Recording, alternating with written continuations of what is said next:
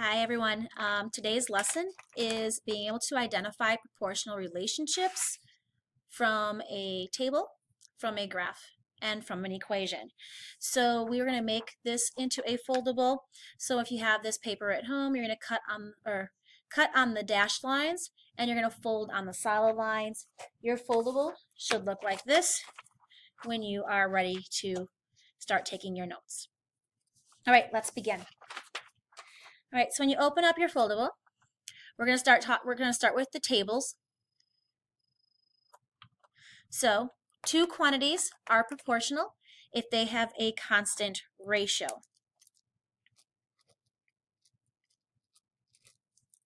So when we look for that ratio, it's y over x, and it should equal the other ratio, y over x. We have talked about these proportional ratios for a while now, and what we've been calling them the constant of proportionality.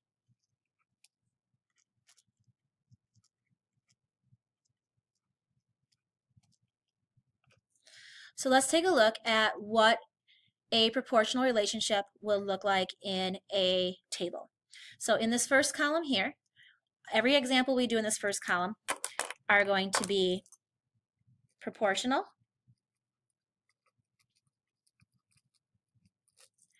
and everything we do in the second column is going to be an example of not proportional.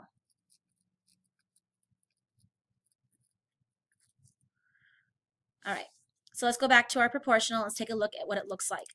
So here is our table, and we have hours worked, which is our x values, and we have our dollars earned, which is our y values in our table. So they want us, the first thing we do is we write a ratio for each dollar earned and hours. So dollars earned, which is y, over hours, which is x. So now we're going to go through our table and just write down the ratios. So our first ratio would be dollars earned is 15 if we worked 1 hour. Our second ratio is $30 for 2 hours, $45 for 3 hours, and $60 for 4 hours. So now the next thing we need to do is we need to figure out if these ratios are all the same. So basically we're looking for the scale factor or just basically using division and divide to see if these all have the same ratio. So 15 divided by 1 is 15. 30 divided by 2 is 15, so far we know these two are equal to each other. 45 divided by 3 is 15, so those are equal to each other. And 60 divided by 4 is 15. So all of these ratios are equal. So that answers our first question. The answer is yes. Is it proportional?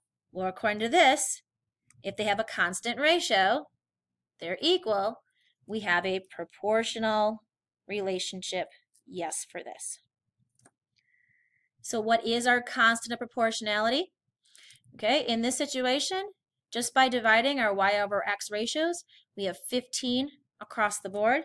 So the constant of proportionality is 15, or 15 over 1, however you like to write it. Another way for us to identify that is we could always do the change in the y over the change of the x. And if you notice, we add 1 for the change of the x. And here you can see here also change of 15. And you see our change in our x over our change of our y is 15 over 1. It's the exact same thing. So with proportional relationships, that's the only time this ratio part here will work. Okay, so what does this 15 over 1 mean in this situation? It means that Scooter makes $15 for every hour worked. we've been doing a lot of problems where we were identifying what the constant proportionality or the slope, what it represents. So here it is again in our notes to bring that forward. So let's go ahead to the next example. The next example is the not proportional. So let's take a look at what a table will look like if it's not proportional. So the very first thing again is these are X values, these are our Y values. So the cost over the number of rides, which is Y over X. And let's go ahead and do our ratios. So we have 23 over 1, 26 over 2, 29 over 3, and 32 over 4. Let's divide and find out if these ratios are the same. 23 divided by 1 is 23. 26 divided by 2 is 13. So right now, these numbers are not equal. 29 divided by 3 gives us something like 9.6 repeating, not equal. And 32 divided by 4 is 8, not equal. Now, as soon as you get even one ratio that's not equal, the whole thing's not proportional. So in this case, as soon as you get to one that is not, your answer is this is not equal, this is not proportional. In this case, though, you do want to try every single one to make sure that they all are the same. All right, so back to this one. What is the constant of proportionality? Technically, we don't have one, because it's not a proportional relationship. So let's just, for the fun of it and for review, let's cross this off. And instead of a constant proportionality, let's go through and find out what the slope is. Because in our first example, we could see here 15, 15, 15, 15, 15. It's the exact same thing as the change in the y's over the change of the x's over here, 15 over x. So the slope and the constant proportionality end up being exactly the same. When we don't have a constant proportionality, these cannot possibly be the slope. So we have to go through and do the change of the y's and the change of the x values. So we'll go ahead and do that like we did before. From 1 to 2 is plus 1, 2 to 3 is plus 1, and 3 to 4 is plus 1. So the change in the x's is plus 1. 23 to 26 is plus 3, 26 to 29 is plus 3, and 29 to 32 is plus 3. So our slope in this case is the change of the y over the change of the x, which would be 3 over 1, which is 3. So in our situation, we're talking about fare admission is $20 plus $3 per ride. So what does this 3 over here represent? It basically means that we pay $3 per ride, but, or plus we could say, $20 for admission.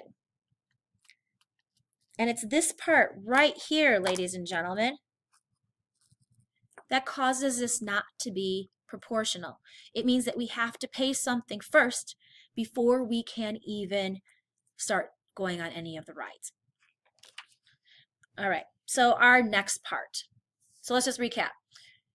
If it's proportional, all the ratios will have a constant of proportionality. If it's not proportional, none of these will have a ratio relationship, and you'd have to find the slope using the change of the y or the change of the x if necessary. Okay, next part. Graphs that represent proportional relationships. Now we're going to look at graphs. Are linear. So linear is just a big fancy word for it makes a straight line. Everything we work on this year is linear in nature, so we should always be working with straight lines. If not, that's a great way to know that you didn't do something right and to check your points.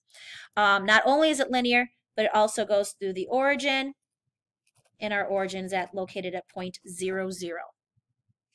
So let's take a look at what it looks like on your graph. So they did want you to do a little graph work. Our x value is our hours worked. That came right off our table. Hours worked is our x value. Our y value is our dollars earned. So there's my labels. And then I had to count the scale. So I counted by ones on my x-axis, and I decided to count by tens on my y. Now all that's left to do is to plot those points. So after 1 hour worked, I made $15. So 1 hour worked, 15 would be right here. 2 hours worked, $30. 3 hours worked, $45. And 4 hours worked, $60. So there's my line, getting a straight edge. We're going to connect all those dots. And you'll also notice that it goes through the 0, 0 origin. Because if he didn't mow any lawn, he's not going to have worked any hours. He doesn't get paid. So this is showing you he starts at 0, 0. So is this relationship proportional? The answer is yes. And it's because it goes through 0, 0. Whoops, I got off. Sorry about that. So yes, it's proportional. It goes through 0, 0. So right there. All right, so the next one, again, they wanted you to work on making this graph, so which we did. So X and Y, again, the X this time is the number of rides. So I wrote that there, counted by ones. And then my cost is Y. So my cost is Y, and I decided to count by fives. So go ahead and make your graph and then plot your points. So one ride cost me $23.